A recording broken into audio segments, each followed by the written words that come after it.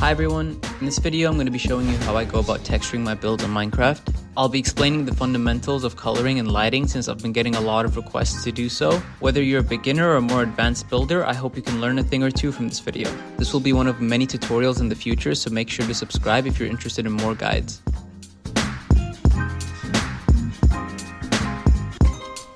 And stick around to the end of this video to see me color this huge build. So without waiting any longer, let's get right into the video. The main tools I'll be using today are World Edit and Axiom. These will be necessary if you want to follow along, and I've left download links in the description for both of those mods. Now the first thing we're going to talk about is gradients.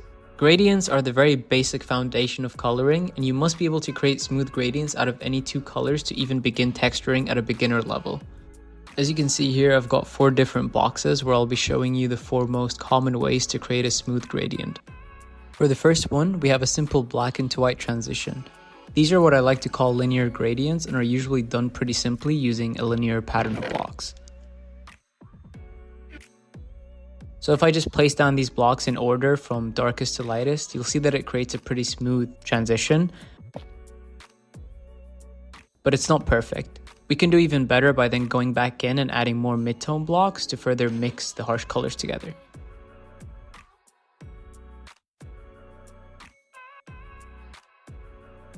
Now for the next square, I'll be coloring this one the same way I did the last one.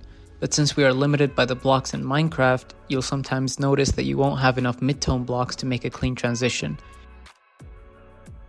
In situations like these, you can use dithering. Dithering is a noise pattern that allows you to blend colors together with a checkerboard-like format to achieve the illusion of new colors.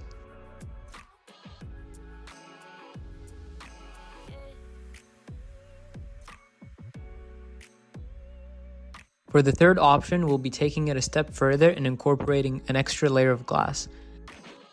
This is by far the smoothest way to mix colors, and you can pretty much create any color in Minecraft using this technique. When it comes to bigger builds, this is hands down my favorite way to texture them.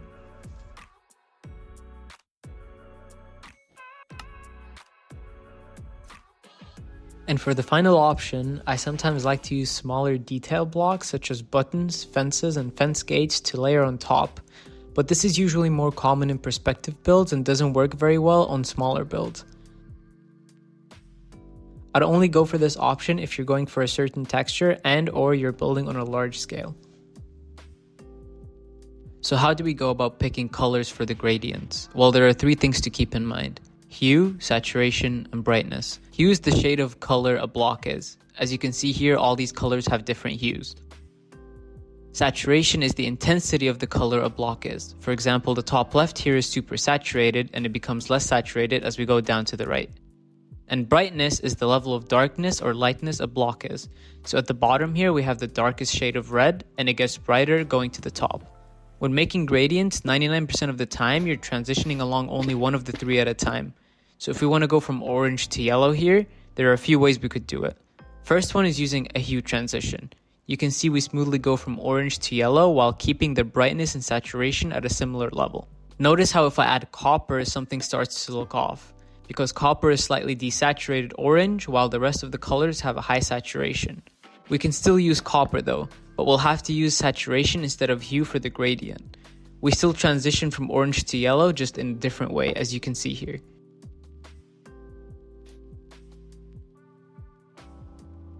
You also need to keep in mind how different the blocks can look depending on their surrounding colors. The blue terracotta here looks a lot brighter when placed in the prismarine, and it has a slightly more purple tone. And the light gray wool looks lighter when placed in a darker environment. This is part of the reason why dithering can be such a powerful tool and how it can be used to create new colors from afar. If you're struggling to pick out blocks or find the color you're looking for, you can use a gradient board like the one you see on screen here. One last thing to keep in mind is the hardest colors to transition with are going to be complementary colors, but I'll be teaching you 2 simple ways to go about them. Let's say you're going from red to green. Naturally, since those colors complement each other, they'll cancel one another out and turn into gray. So for a green to red gradient, you can start off with a green, then slowly desaturate into a gray, and finally saturate back up to a red. Another way to go about it is to instead go along the color wheel and use a third color to go in between the 2 colors. In our case, this could be yellow or brown. This way you'll still keep the vibrance of the gradient up, and usually you'll have an easier time finding blocks. Now let's actually put these gradients to use. I've built a simple pair here and we'll be using this reference to guide us for the lighting. I like to break this process down to 5 steps: the base tone, the shadow, the mid-tone, the highlight, and the bounce light. For the base tone, it's pretty simple. I will first select my build and replace the placeholders to the base colors. When picking out blocks in Minecraft, the best thing to do is to look at every block like a color. This will allow you to expand the range of blocks you can use. To me, this color is a mix of melon and lime terracotta, so we'll be using melon for the base tone. For the next step, I like to use the shadow command from Archeon. The command allows you to create a shadow depending on a light source coming from your player position. This won't be very accurate, but it will help fill in most of the large shadow areas. Next up, we have the mid-tone. For this, I'll be using Junglewood. It has a nice green hue to it and it will fit perfectly between the two colors. Here I'm using the Axiom Replace tool in combination with Infinite Reach to speed up the coloring process. You can also use Axiom's editor interface to paint with if you're coloring larger areas. As you can see, I'm just cleaning up the rough areas from the shadow command and blending the green with the shadow.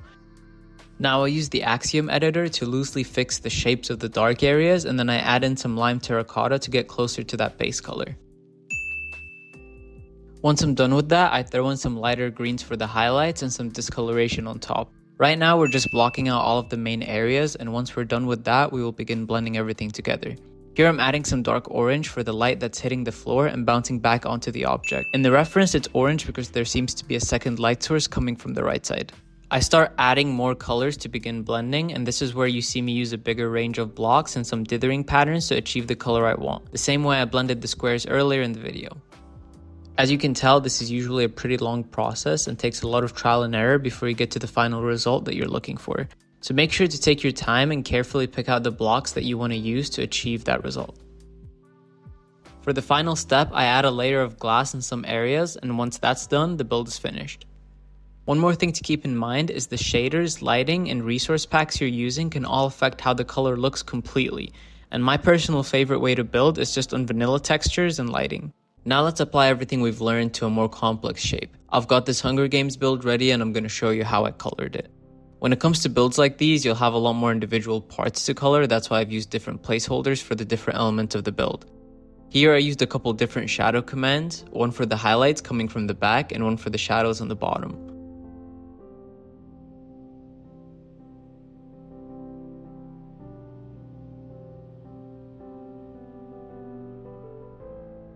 You can see the colors slowly refining from a big blob to something more coherent. The reason I do it this way is so I can get a general idea of how the colors look together before I get into the blending process. At this stage, I'm pretty happy with how it's looking, and I'm starting to bring in more and more blocks.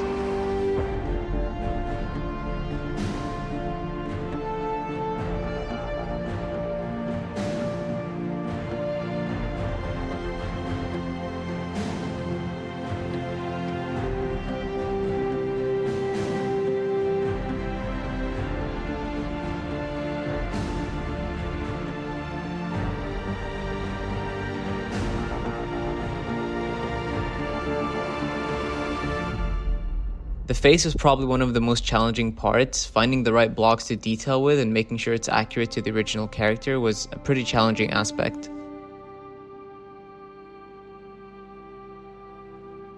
I then began shaping the phoenix behind her once I was happy with the coloring.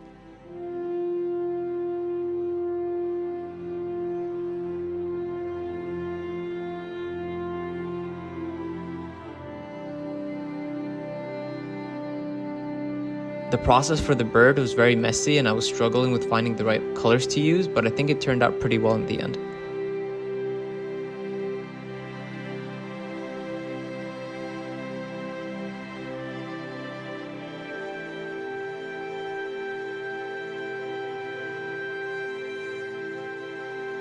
Now I began smoothing the build with more detail blocks to remove those ugly block shadows and achieve that flawless coloring.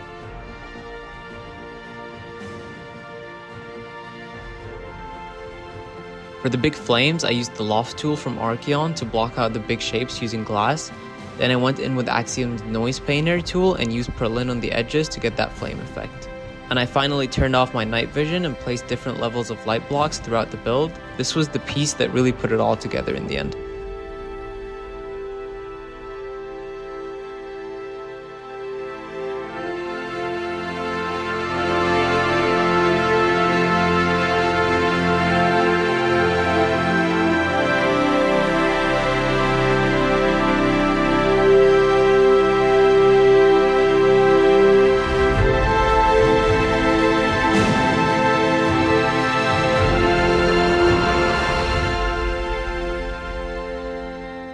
If you enjoyed this video or found it helpful, make sure to subscribe for more. Let me know what other tutorials you'd like to see in the future, and if you're interested in supporting me and getting my builds, consider checking out my Patreon. Until next time, peace out.